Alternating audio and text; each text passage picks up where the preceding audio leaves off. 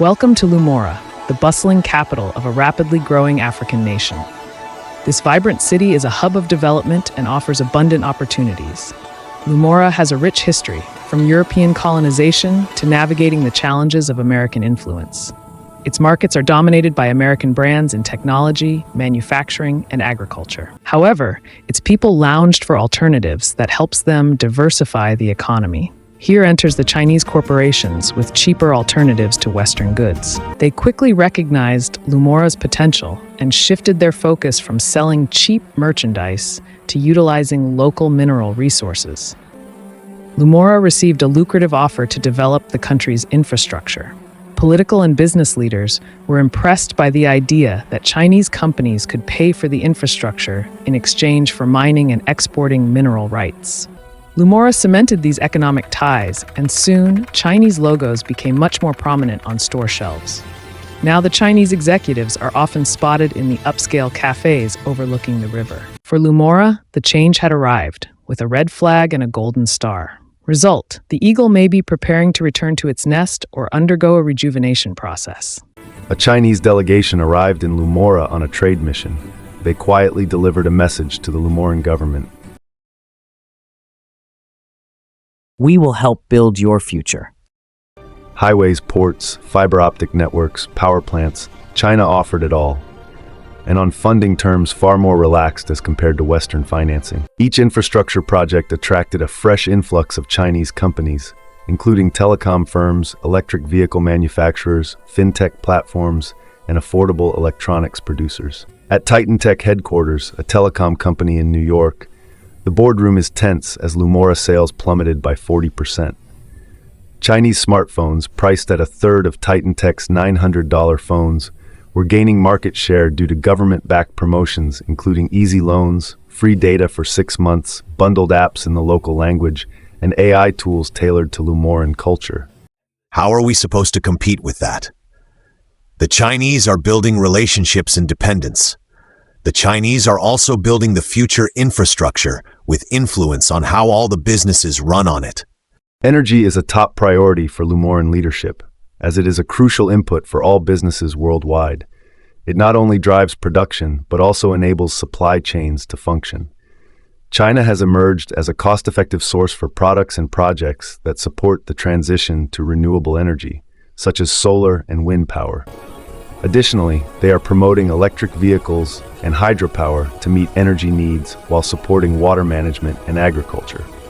The eagle could have taken similar steps earlier, but corporations often prioritize individual interests over a holistic ecosystem approach, spreading themselves too thin across multiple nations.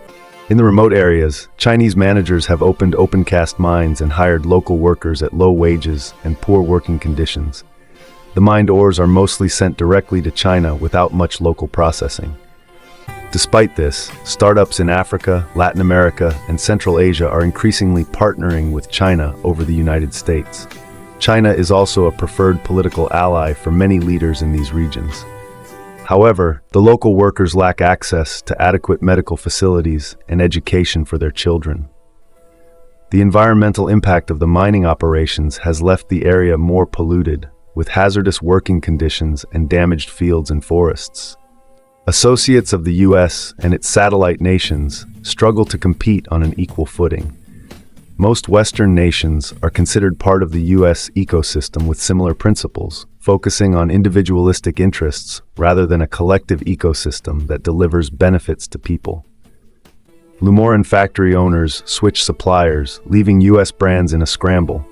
The Chinese are gaining because their factories have received significant capital subsidies, resulting in lower costs for their exports.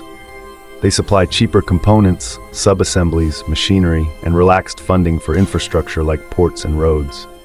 Even allies of China, such as Russia, have not been able to establish a similar ecosystem-level playing field. G7 nations like Japan and Germany have primarily focused on producing widgets at lower costs in China, lacking the vision and autonomy needed for ecosystem-level collaboration without head office support and approval.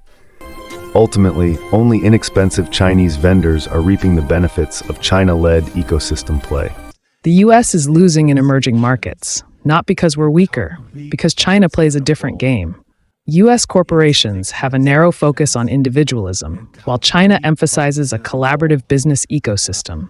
China prioritizes long-term planning and local needs over short-term growth and cost calculations. Back in Lumora, the skyline glowed with neon signs in English, Lumoran, and Mandarin. Chinese malls, Chinese banks, Chinese EV charging stations. The shift seems complete. For many Lumoran consumers, China wasn't just a foreign partner.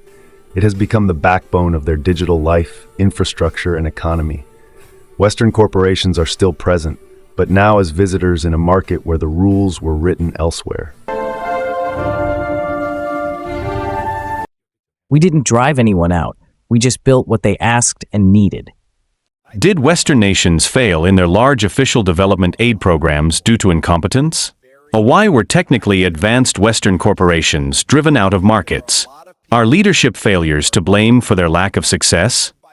Have Western nations corrected their failure to integrate China into development plans? Can Western firms collaborate with different industries to create viable ecosystems in third nations under the current culture? Finally, do middle power nations have any strategy to collaborate with each other to improve their situation in nations like Lumora?